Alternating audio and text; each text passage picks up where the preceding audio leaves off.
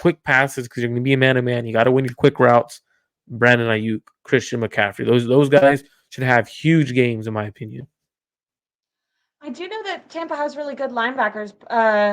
Fred Warner on his podcast said that he feels like it's going to be like a battle every time they meet up against Tampa. That he feels like it's like a duo battle. Like Fred Warner and Trey Greenlaw want to be the best linebackers in the NFL, and in my opinion, they are by a wide margin right now. But he showed a lot of respect to the linebackers that they have over there in Tampa. So could mean some risky balls from Brock Purdy potentially if they're really sticky on coverage and get him in some, because I think one of Brock Purdy's best qualities can also be the one that gets him in trouble the most, which is unlike Jimmy and unlike other players that we've seen in this offense, he does give his receivers opportunities to kind of make him right. So he doesn't necessarily always, even though he is pretty accurate, sometimes he'll kind of take chances and throw a ball short, throw a ball a little bit behind, throw a risky ball into triple coverage, like he did with that first, not interception, with that first touchdown last week. And I do think potentially that could get him in a little bit of trouble against Tampa. They're not number one in takeaways or anything like that, but they do take the ball away when given the opportunity. They seem to catch it. Do you think offensively, how do you think Tampa's offense with Baker Mayfield, who Kyle Shanahan gushed about today in the press conference when he was asked why he thought Baker was talented. I found this interesting because I'm always interested in Kyle Shanahan's site. Like I want to know how he feels about Brock Purdy, honestly. And when he was talking about Baker Mayfield today, and he was like he yesterday had said Baker Mayfield was a really talented quarterback and he was a really good quarterback or something like that. So he's asked to expound upon that today, and he said, he's making smarter decisions with the football now than he was. He's running their system pretty well. And then he went straight in. He kind of like, when you're passionate about something, you kind of talk fast. He kind of did that when he started talking about Baker's ability to not only hit the quick passes, but he was like, he can throw it 60 yards down the field just like this. And like, he has a really talented arm and he has no problem like taking the deep shot. And he kind of like went on a little like ramble about that. And I was like, oh, is that important to you, Kyle? Interesting. Now it's important. Yeah. So I was like, are you being honest here? Or, which, if you're being honest, then I feel like maybe part of you sometimes side eyes Brock Purdy for not having that ability. Or you're not being honest and you're just kind of giving some BS excuses because you're like, hey, Baker Mayfield's not that good, but I can't come up here and say that. Offensively, now they do have Mike Evans, who I know is older, but he's made excellent passes or excellent catches. He's the quarterback now. Actually, Baker's so bad that they let Mike Evans throw the ball. They did do that earlier, but that was just on a little trick play. But who do you think is going to pose some challenges? Who do you think will be covering Mike Evans on this secondary? And do you think that that'll be a tough matchup? Obviously, the defense performed so well last week. I don't necessarily think holding offenses to 3 points is sustainable. How do you see the 49ers defense going against Tampa's offense? So Tampa's offense, it's a mixture of a lot of things. They try to get the ball out of Baker's hands quick. Rashad White is a very great check down running back who is able to get out of the backfield. So I don't know who they decide to put on him, whether they put a linebacker on him, safety on him, depending on the coverage and the look. But I think Charvarius Ward actually matches up very well against Mike Evans. The reason I think that is Charvarius Ward is a faster. He's able to get his hands on bigger receivers. So when you're faster than the receiver, your time clock isn't sped up. You're able to not panic. You're not getting that panic mode. So you're going to see him be a lot more physical. He plays a lot more physical when he's bigger receivers. Usually the refs will let them push and push it a little bit more. So that's the kind of receiver he does great against. Now, for me, the interesting and the X factor from the Tampa Bay offense is Chris Godwin out of the slot. Yeah.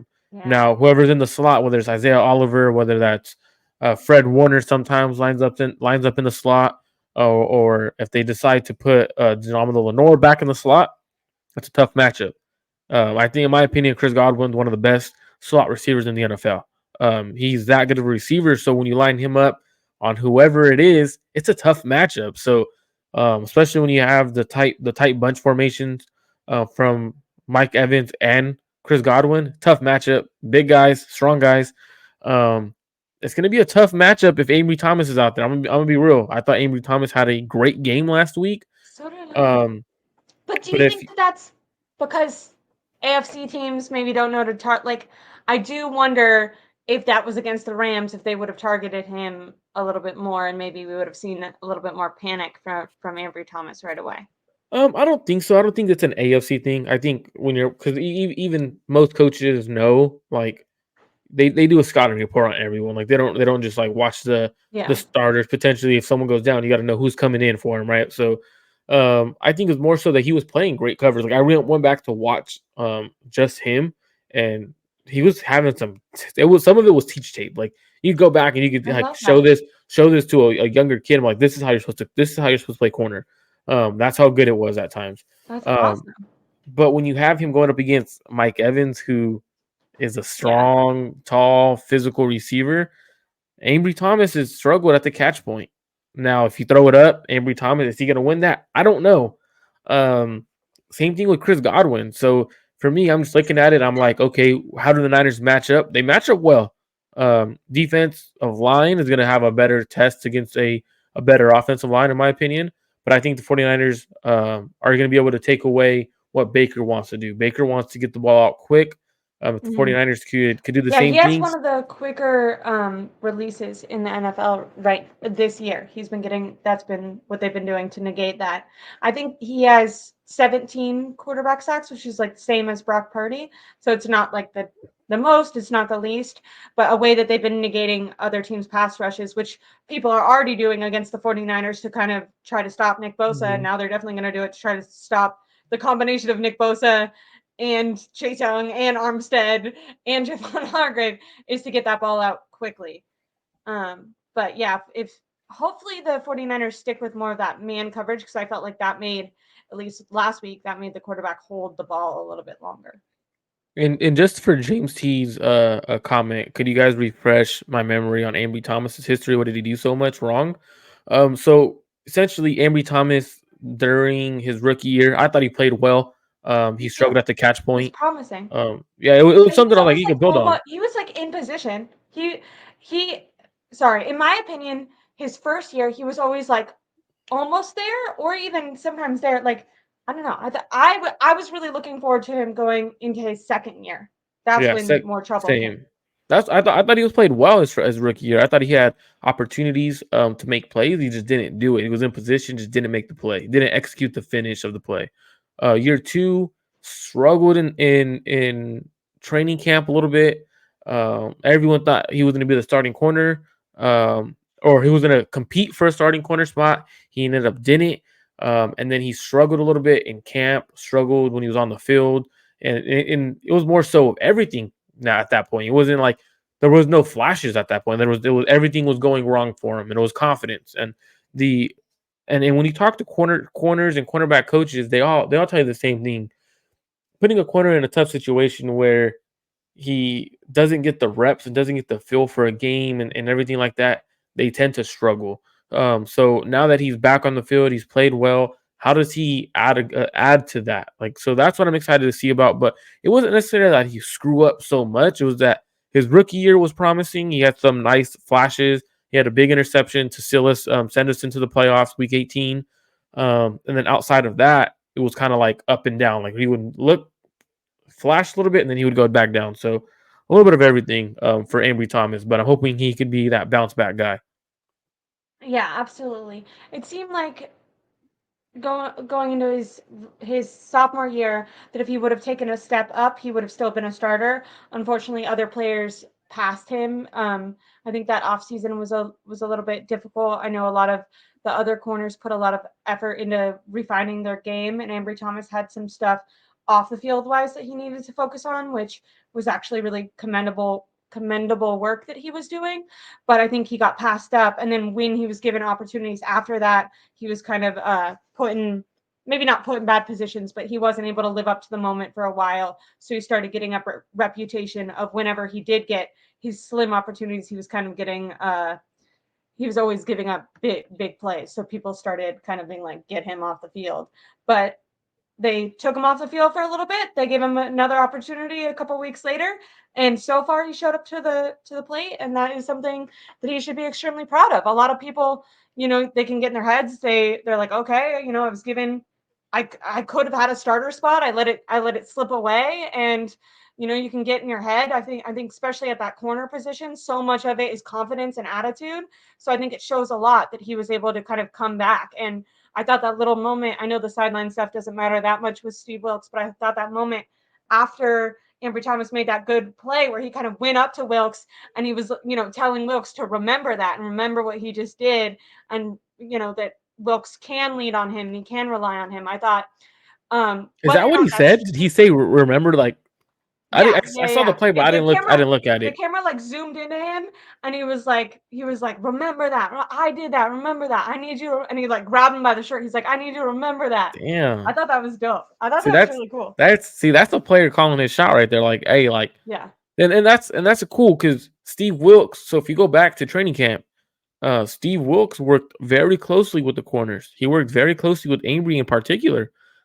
Steve Wilks is that corner defensive back specialist. That's what he's been known for throughout his career, and he worked very closely with Ambry. So the fact that Ambry is made those big plays and had a great game and finally telling Wilks like you can rely on me, bro. Like let me play, like let me go. I'm excited to see him play now. Like he had a tough story coming out of college. He had sickness that dropped him. Been a fan of his. Great family. He has a tremendous family. I've had the pleasure to talk to them and meet them and everything. Great family. I'm rooting for him. I've been rooting for him for a couple years. At one point, it was getting ugly where I didn't think he was going to be on the roster. But rooting for him. Hopefully, he can continue the progress. Hopefully, he could step up and be the 49ers corner that they've been missing to allow Dima to go inside. There you go. Now, how do you feel about someone just commented Ward, just Ward? How do you feel about Ward? Who do you think is going to line up against him? He's been having a bit of a down year compared to his standard, I feel like, but I also know that he was suffering from an injury this offseason. But I've been a little bit disappointed by him when we talk about guys who have been paid on this 49er roster. Obviously, he's not making anything close to what the D linemen are making, but I feel like he's been more of a 1B than a 1 recently. How are you feeling about Ward if you were going to give him like a middle of the season assessment? I think the thing that a lot of people do is and I think it's more so I don't not necessarily like fans or whatever, but I feel like we tend to forget that the other teams get paid too. Like and he's going up against some of the better receivers. Like he tries to challenge himself. Obviously they don't travel across the field. He does have a big cap hit next year, but they could get out of that contract, I believe, with a post 6 date release if they wanted to save cap if they don't like what he's showing. But I thought he's been playing well. I mean, when you watch him, he's obviously the penalties are what have been killer. Mm-hmm. But at this point, the NFL is calling everything. Like Yeah, they are. I feel bad for defensive players because you can't really do much. Like the receiver will extend his arm completely, like shove, What was and it's that? not called. What was that play? It was last night. The Ravens and the Bengals. It was against Odell Beckham, and it was just like so unfair. I felt like for I don't know if you watched I the didn't. game. I didn't watch the game. I didn't. I'll be honest. I didn't watch the game. I was out and about To running errands. to be fair, it turned into a dud because everyone got injured. I hope everyone heals up, but It's rough. Who do you think's gonna win if you had to choose between the 49ers and Tampa? Do you feel Tampa. strongly? You think Tampa's gonna win? I'm just kidding. I just wanted to see your Oh my reaction. god, I No, was no, no. The Niners. The like Niners are. you said that with you were like deadpan. That was good. I'm Not. gullible. It's not gonna be close. Not gonna be Yeah, I close. don't think so. I It think wasn't Kyle. close when they had Tom Brady, and now What they I have not Tom Brady. what So I think's gonna happen though is, but the good thing is they won a ring with Tom Brady, so yeah, we could have had it's that, true. but we didn't. We Yeah, decided it's Jimmy true. It's Garoppolo was true. It's true. better. But It's true. we're not gonna go there right now. Oh.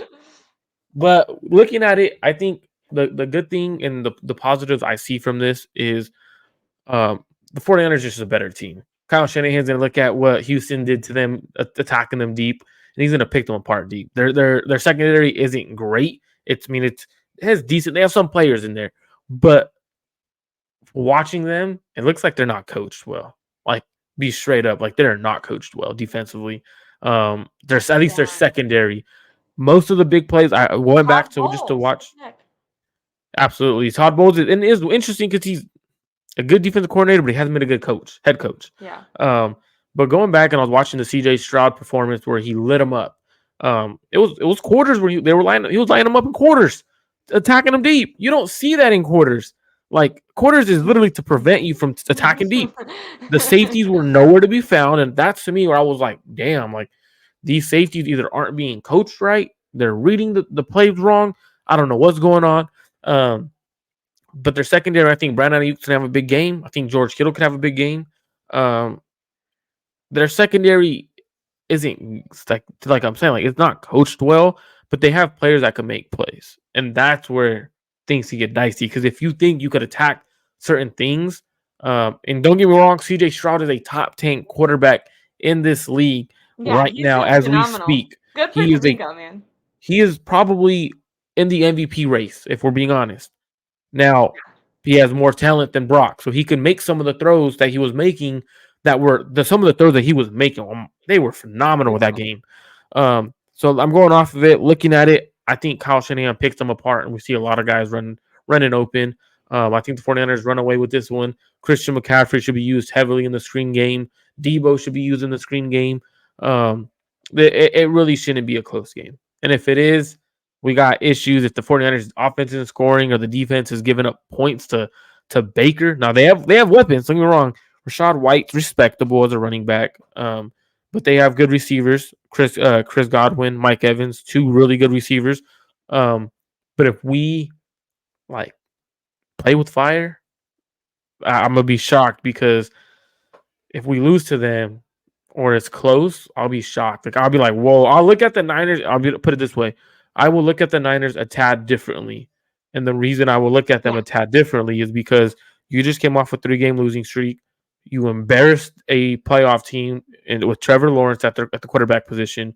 You are now playing a team that is not as good as the Jacksonville Jaguars, but you make it close.